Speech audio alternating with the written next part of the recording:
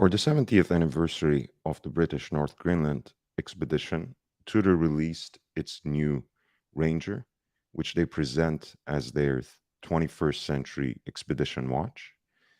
In many ways, this is one of the best representations of the ethos of exploration that was first expressed in the iconic Rolex Explorer series.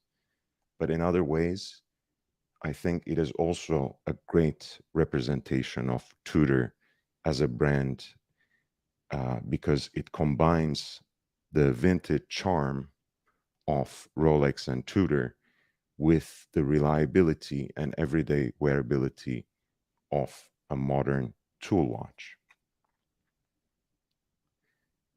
Of course, in a sense, this is a re-release of the Tudor Ranger heritage that was discontinued just a couple of years ago.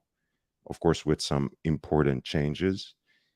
It comes in new dimensions, in new case proportions. Specifically, the case is 39 millimeter in diameter.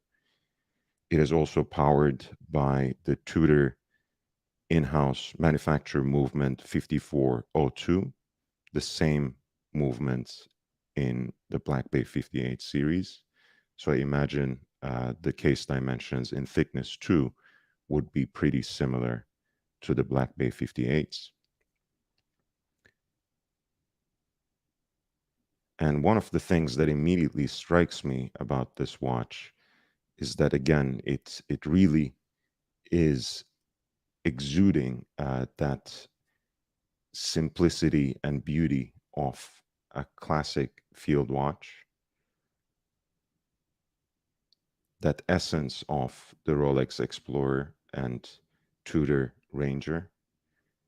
This is even further emphasized by the fact that you have a fully grain brushed case, an uncluttered dial with quite a subtle texture, quite a subtle grain to it itself. That red tip of the seconds hand is a beautiful accent.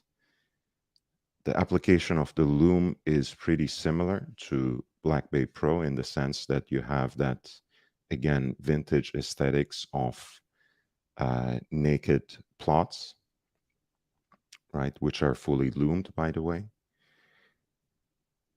And that is, in fact, further accentuated by the domed sapphire crystal, as you can see in the beautiful distortion in this picture. One of the interesting developments for this particular watch is, of course, the new bracelets.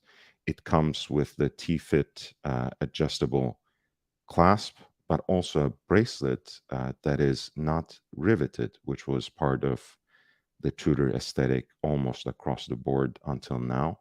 So this is an interesting development. Again, the fact that the Ranger came back true to form with its own dial, with its own set of hands, and with its own bracelet.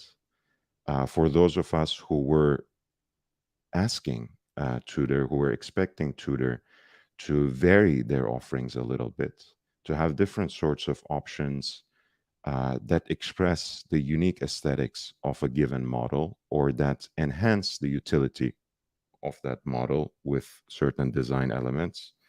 This is a very encouraging development. This is a very interesting example of that flexibility that Tudor has started to show in recent years. After having a whole decade of the success of Black Bay series under their belt, they seem to be experimenting a little more. They seem to be expressing their variety and diversity in exciting ways. I think there's something for anyone and everyone in this particular release. Once again, for me, it is really an expression of the simple elegance of a tool watch, that uncluttered dial with a single line of writing at 6 o'clock, I think is a thing of beauty in its own genre. Some might think of it as dull, but I really think it is simply beautiful and classically elegant.